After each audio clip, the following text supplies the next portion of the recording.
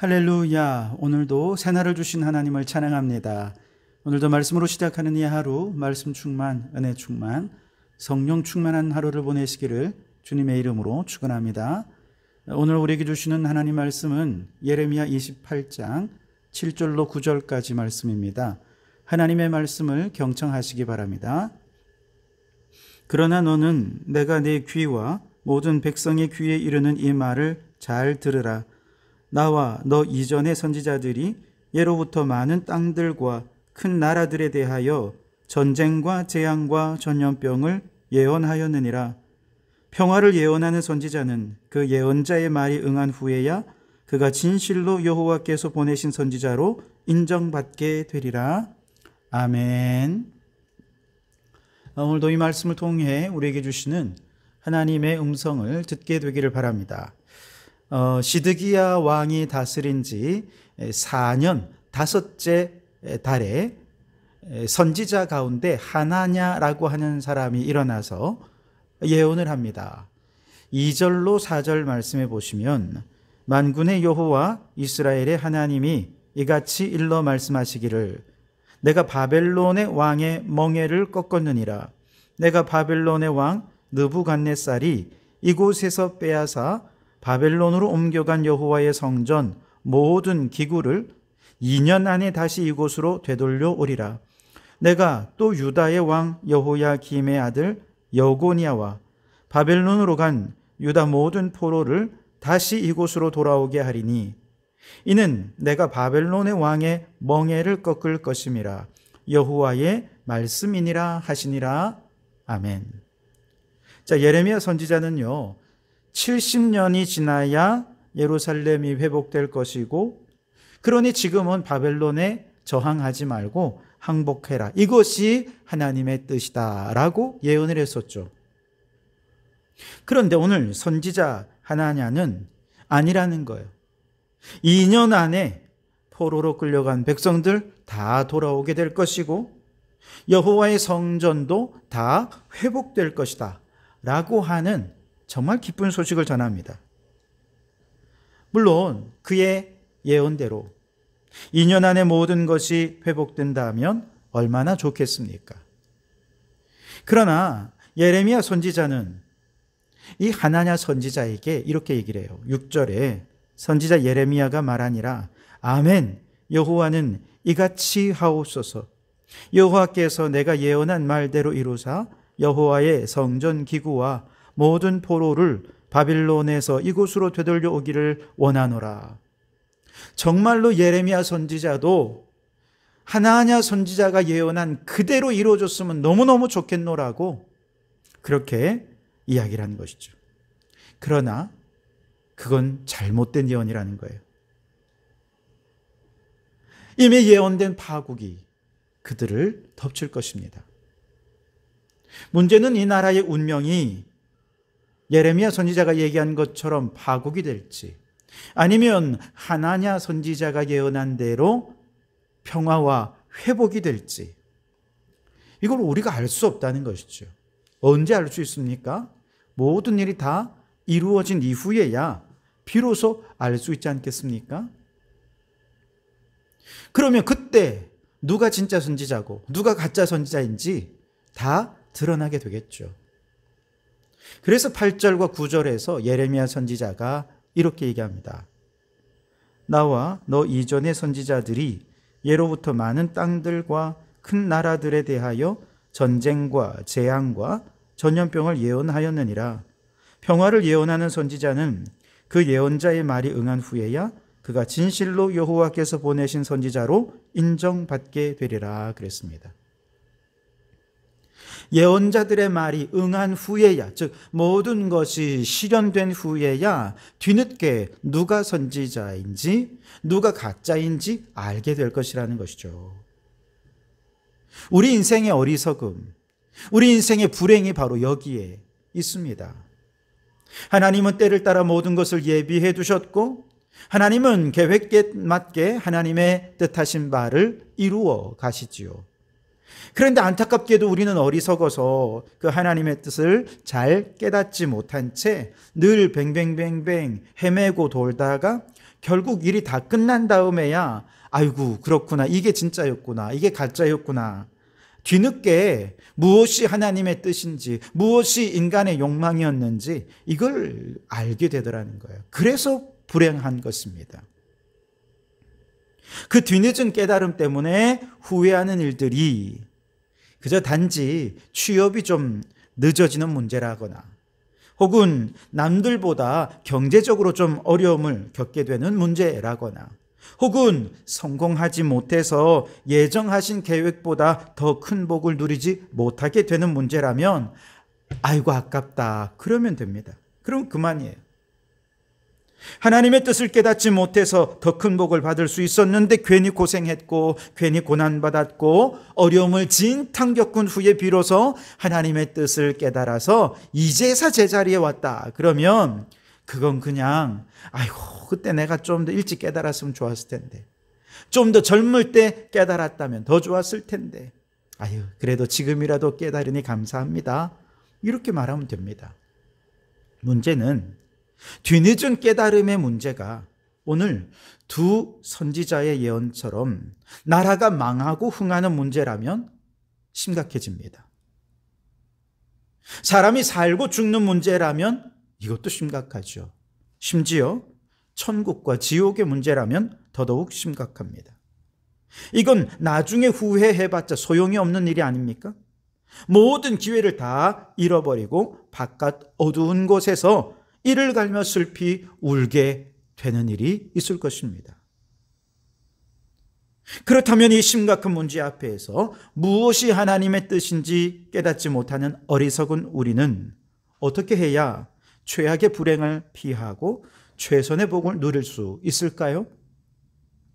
바로 이 문제에 대해서 사도 바울은요, 고린도전서 15장에서 만약에 우리가 전하는 부활이 거짓이라면 이라고 하는 것을 전제로 해서 더 불행해지지 않기 위해 우리는 어떤 것을 선택해야 최선을 선택할 수 있는지에 대해서 논증을 펼치고 있습니다. 고린도전서 15장의 배경을 보면 당시 고린도 교회 안에 부활이 없다고 전하는 거짓 교사들이 있었습니다. 이에 미혹되는 성도들도 적지 않았죠. 그래서 바울은 성도들에게 말합니다. 전도자들이 전한 부활의 복음을 믿을 것이냐, 아니면 부활이 없다는 사람들의 말을 믿을 것이냐, 이에 대해 이제 선택을 해야 되는데 제일 정확한 건 무엇입니까? 죽는 게 제일 정확하다. 죽어보면 알지 않겠습니까? 죽어보면 부활이 있는지 없는지 그 다음에 알 수 있을 텐데 우리가 죽을 수는 없지 않겠습니까? 또 하나는 죽었다 살아난 사람들의 말을 들으면 그것도 도움이 되겠습니다만 사실 죽었다 살아난 사람들도 다 말이 달라가지고 정확하게 알 수가 없습니다. 그렇다고 아무것도 선택하지 않을 수는 없죠. 왜냐? 잘못된 선택을 하게 되면 뒤늦게 후회하고 슬피 울며 이를 가는 일이 얼마든지 있을 수 있기 때문에 이게 지금 분명한 선택을 해야 되거든요. 그래서 바울은 이제 한 가지 전제를 하는 거죠. 자, 만일 부활이 없다는 사람들의 말을 믿으면 어떻게 될까? 만일 죽은 자의 부활이 없다면, 또 그리스도의 부활이 거짓이라면, 그래서 지금 전도자들이 전하는 부활의 복음이 다 거짓이라고 생각하고 부활의 복음을 믿지 않는다면 어떻게 될까? 사실 여전히 죄의 문제가 해결되지 않은 채로 있다가 지옥 가는 사실은 이건 어차피 거짓이기 때문에 믿든지 안 믿든지 똑같습니다. 죽은 다음에 지옥 가보니까 순 다 가짜더라 라고 판명이 나더라도 거짓된 복음이니 안 믿고 지옥 가거나 그건 믿어도 사실 거짓이니까 결국 지옥 갈 것 아니겠습니까? 결론은 달라질 게 없습니다. 믿거나 안 믿거나 거짓이니까 어차피 결론은 똑같은 것이죠. 다만 부활이 사실인 줄 알고 생명 걸고 수많은 핍박 속에서도 복음을 전했던 전도자들만 모든 사람 가운데 가장 불쌍한 사람이 될 뿐, 당신들은 손해날 거 하나도 없지 않겠소. 그러니 부활을 믿으시오 라고 얘기한 것이죠. 여러분, 이 말을 뒤집어 본다면 지금 부활이 있다고 믿고 부활의 복음이 진짜라고 확신하며 믿는 다음에 나중에 죽고 난 다음에 천국 가보니까 진짜 부활이 있어요. 그러면 어떨까요? 살았을 때 믿지 않는 사람들은 결국 결론은 똑같습니다. 안 믿었으니 지옥 가죠. 그런데 살았을 때 부활을 믿은 사람들은 그때 내가 예수 믿기 너무 잘했어. 예수님의 부활은 참이요, 진리였어. 라고 하면서 기뻐 뛰며 주님을 찬양하지 않겠습니까? 결국 부활을 믿지 않는 것보다 믿는 것이 훨씬 더 미래의 후회와 불행을 미리 예방하는 가장 지혜로운 방법이다. 라고 부활을 논증한 것입니다. 자, 바울의 이 논증의 방법을 하나냐와 예레미야의 거짓과 참의 논쟁에 적용해 본다면 이럴 겁니다. 예레미야의 말을 믿지 않고 하나냐의 예언을 믿는다면 어떤 일이 벌어집니까? 2년만 지나면 모든 게 회복될 것입니다. 예레미야는 2년 후가 되면 거짓으로 다 판명이 날 것입니다. 그러면 모든 사람이 기뻐하고 행복해질 것입니다.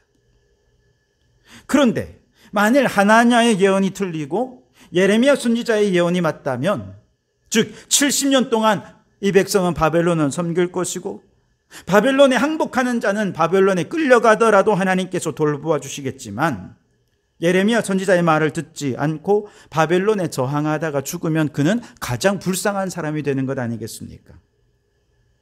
그러니까 미래의 뒤늦은 깨달음으로 후회하면서 불행해지지 않는 가장 지혜로운 선택은 예레미야의 예언을 믿고 바벨론에 항복해서 지금 생명을 건지는 것입니다. 그리고 하나님 앞에 회개할 기회를 얻는 것이죠.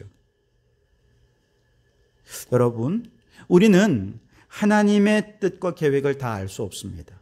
그렇기 때문에 이것이 하나님의 뜻이라고 혹은 저것이 하나님의 뜻이라고 서로 다른 주장을 하면서 자신이 하나님의 대언자라 주장하는 사람들의 말을 들을 때 우리는 혼동스럽지 않을 수가 없습니다. 성경 말씀에 하나님의 계획이 이거다라고 정확히 말씀해 주시면 제일 좋을 텐데 성경은 그렇지 않아요. 늘 해석이 필요합니다. 그래서 이 사람의 해석을 들으면 그게 맞는 것 같고 저 사람의 해석을 들으면 또 그게 맞는 것 같아요. 그래서 너무 혼란스럽고 당황스러울 때도 많습니다만 그럴 때 우리가 바울의 논리를 한번 적용해 보자는 거죠.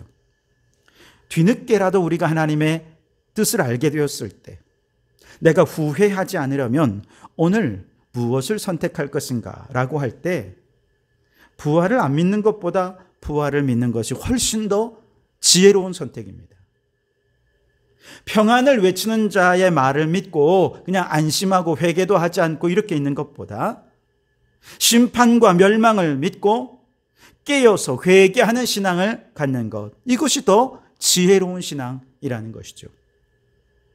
물론 심판과 멸망을 믿고 깨어있는 신앙을 갖는다라고 할 때 또 심판을 예언해서 성도들의 신앙을 잘못 이끄는 이단들도 참 많이 있습니다만 어쨌든 그에 대해서도 나중에 또 지혜롭게 분별하면서 이렇게 대처할 또 방법들이 있겠죠. 어쨌든 중요한 것은 오늘 우리가 영적 긴장을 늦추지 말고 주님 모실 날, 그 심판의 날을 예비하면서 오늘을 더욱 영적으로 깨어있는 신앙으로 살아가는 것을 선택하는 성도가 훨씬 더 지혜로운 성도일 것입니다.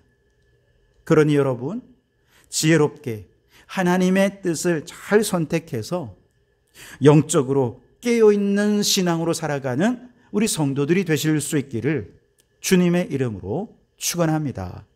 기도하겠습니다. 하나님, 우리가 어찌 하나님의 뜻을 다 알 수 있겠습니까? 그래서 늘 뒤늦게 하나님의 뜻을 깨닫고 후회할 때가 많습니다. 그러나 결정적인 문제에 있어서는 죽고 사는 문제와 천국과 지옥의 문제에 있어서는 결코 후회하지 않을 수 있도록 지혜롭고 분별력 있는 신앙생활을 하게 하옵소서.